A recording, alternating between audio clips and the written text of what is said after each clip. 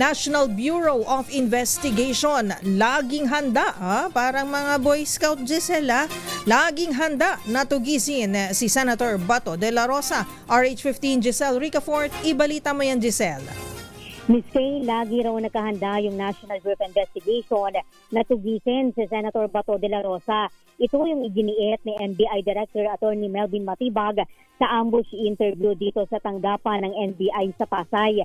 Siniguro ng direktor yung kahandaan ng Bureau kasunod nga ng go signal ng DOJ na maaari nang ipatupad yung arrest warrant mula sa International Criminal Court. Pero tumanggi si Matibag na kumpirmahin kung naglunsad na ng manhunt operation yung NBI laban sa senador.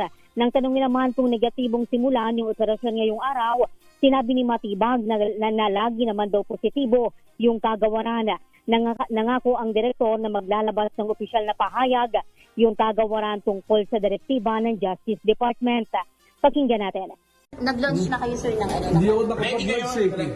Lagi namang ready NBI. Oo. Well, Pero today, sir, kailan mag-launch ng manhunt operation? Will receiving a statement. Ginagawa na, ha? Ginagawa ko na. Sir, negative pa po today. Ha? Anong negative? Positive kami Sir, may meeting ka? Sir, may meeting ka? Sir, may meeting ka?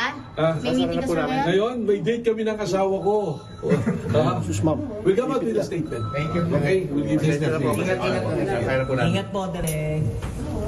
Nahaharap si Senator De La Rosa sa kasong crimes against humanity doon sa International Tribunal kaugnay nga ng war on drugs ng Duterte administration. 3 araw nagtago si Bato sa Senado hanggang sa magkaputukan yung Senate Sergeant at Arms at ang NBI noong May 13. Ito si Giselle Ricafort para sa D-Zero H1 sa Pilipinas, una sa Pilipinas.